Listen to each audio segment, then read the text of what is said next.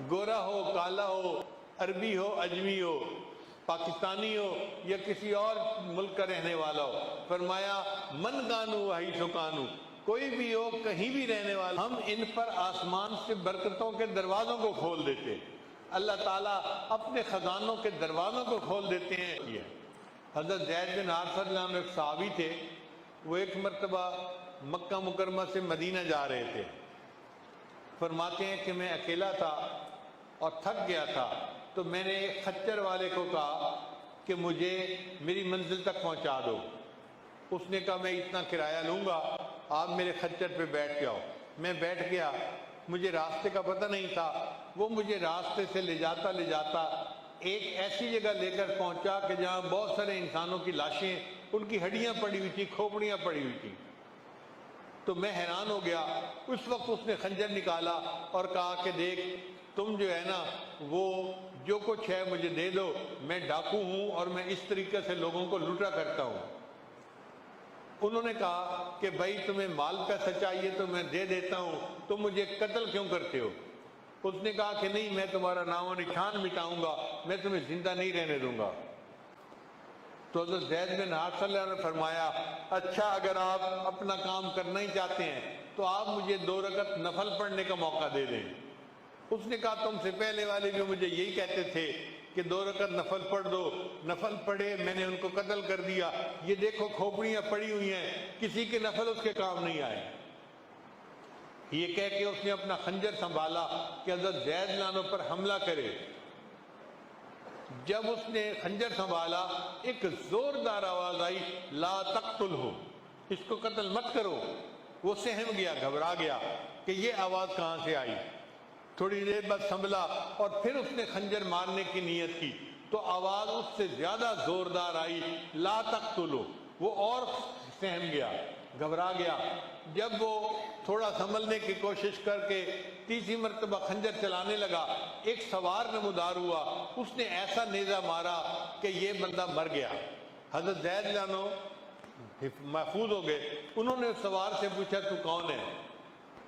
اس سوار نے کہا کہ میں ایک فرشتہ ہوں، اور جو بندہ یا ارحم الراحمین کہہ کے اللہ کو پکارتا ہے اللہ مجھے اس کی مدد کے لیے بھیج دیتا ہے۔ جب آپ نے پہلی مرتبہ دعا مانگی یا ارحم الراحمین، میں اس وقت آسمانوں پر تھا، مجھے حکم ہوا جاؤ میرے بندے کی حفاظت کرو۔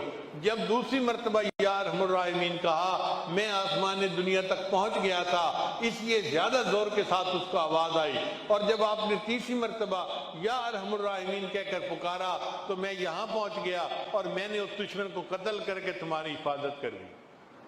یوں اللہ تعالیٰ اپنے بندے کی حفاظت فرماتے ہیں جو متقی ہوتے ہیں۔ گورا ہو کالا ہو، عربی ہو اجمی ہو، پاکستانی ہو یا کسی اور ملک کا رہنے والا ہو، فرمایا من کانو وحی سکانو، کوئی بھی ہو کہیں بھی رہنے والا ہو جو تقوی کو اختیار کرے گا وہ قیامت کے دن میرا مقرب بندہ ہوگا۔ اللہ تعالیٰ ہمیں تقوی کی زندگی عطا فرمائے اور ہمیں نبی علیہ السلام کا قرب خاص عطا فرمائے۔ پھر متقی بندے پر اللہ برکتوں کی بارش نازل فرماتے ہیں۔ سنیے قرآن عظیم الشان، اللہ فرماتے ہیں وَلَوْ أَنَّ أَهْلَ الْقُرَىٰ آمَنُوا وَاتَّقَوْا، اگر یہ بستی دیسوں والے ایمان لاتے اور تقوی کو اختیار کرتے لَفَتَحْنَا عَلَيْهِمْ بَرَكَاتٍ مِّنَ السَّمَاءِ، ہم ان پر آسمان سے برکتوں کے دروازوں کو کھول دیتے۔ اللہ تعالیٰ اپنے خزانوں کے دروازوں کو کھول دیتے ہیں اور متقی بندے کو اتنی برکتیں عطا فرما دیتے ہیں۔ اب سوال پیدا ہوتا ہے کہ یہ تقوی بندے کو ملتا کیسے ہے؟ ہمارے مشائخ نے لکھا کہ 3 اسباب ہیں برکت حاصل ہونے کے۔ پہلی بات کہ انسان روزے رکھتا ہے تو اس کو تقوی ملتا ہے۔ اللہ فرماتے ہیں اے ایمان والو تمہارے اوپر روزوں کو فرض کر دیا گیا جیسے کہ تم سے پہلی امتوں پر فرض کر دیا گیا لعلکم تتقون، تاکہ تم متقی بن جاؤ۔ تو جو بندہ روزے رکھتا ہے اور روزے کی زندگی گزارتا ہے اللہ اس کو تقوی اختیار کرتے ہیں۔ اور دوسری بات کہ جو سچے لوگوں کی صحبت میں رہتا ہے اللہ اس کو تقوی اختیار کرنے کی توفیق دیتے ہیں۔ یا ایھا الذین آمنوا اتقوا اللہ وکونوا مع الصادقین، اے ایمان والو تقوی اختیار کرو اور سچوں کی صحبت میں رہو، یہ سچوں کی صحبت تمہیں متقی بنا دے گی۔ نبی اسلام نے ارشاد فرمایا لکل شیء معدن، ہر چیز کا ایک کان ہوتی ہے، ومعدن تقوی قلوب العارفین، اور تقوی کی کان عارفین کے دل ہوتے ہیں، ان کے دل تقوی سے بھرے ہوئے ہوتے ہیں، جو بندہ ان کی صحبت میں رہتا ہے اس کو بھی وہ تقوی کی نعمت نصیب ہو جاتی ہے۔ اور تیسرا سبب ہوتا ہے کہ انسان اللہ سے دعا کرے اور تقوی مانگے۔ نبی اسلام نے دعا سکھائی، اللہم انی اسألک الہدی والتقی والعفاف والغنی۔ چنانچہ متقی بندے کے ساتھ اللہ کی مدد ہوتی ہے۔ اللہ کے کرم کا کیا کہنا، آپ اندازہ لگائیے، فرعون بیعون جو خدائی کا دعویٰ کرتا تھا، جو ظالم بادشاہ تھا، اس نے بنی اسرائیل کے ہزاروں بچوں کو قتل کروایا۔ ایسا قاتل اور ظالم بادشاہ ایک مرتبہ پھنس گیا، قحط آ گیا، دریا نیل کا پانی خشک ہو گیا اور اب کوئی صورت نظر نہیں آتی تھی۔ چنانچہ لوگوں کے نمائندے بادشاہ کے پاس آئے اور کہنے لگے جی آپ تو خدائی کے دعوے کرتے ہیں اور ہم پانی کو ترس رہے ہیں اور پانی نہیں ہے، آپ کوئی انتظام کریں کہ ہمیں پانی مل جائے۔ فرعون نے ان سے وعدہ کر لیا کہ 1 ہفتے بعد پانی آ جائے گا اور یہ قحط ختم ہو جائے گا۔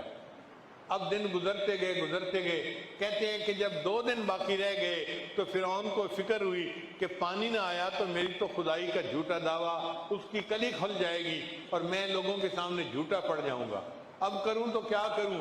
فرعون اپنے گھر سے نکلا، سر پہ تاج نہیں تھا، پاؤں میں جوتے نہیں تھے، اسی طرح اکیلا رات کی تاریکی میں دریا نیل کے پاس آ گیا، چونکہ گھر قریب تھا۔ دریا نیل کے اندر کھڑے ہو کے، وہ خشک تھا، پانی نہیں تھا، اس نے دعا مانگی، اے اللہ میں لوگوں کے سامنے تو خدائی کا دعویٰ کرتا ہوں مگر دل میں جانتا ہوں کہ خدا تو اصل تو ہے، تو کائنات کو بنانے والا اور کائنات کو چلانے والا ہے۔ اے اللہ میں تجھ سے فریاد کرتا ہوں میری عزت رکھ لے اور ہمارے اس قحط کو دور فرما دے۔ کہتے ہیں کہ اس نے جب اللہ سے یہ دعا مانگی تو شور ہوا، اس نے جو ہے نا بھاگ کے جان بچائی کیونکہ دریا نیل میں پانی کا سیلاب آ چکا تھا۔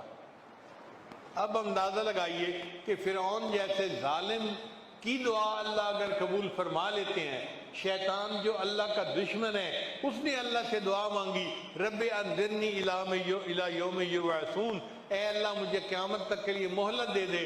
اللہ نے فرمایا انک من المنظرین، میں نے تجھے قیامت تک کے لیے مہلت دے دی۔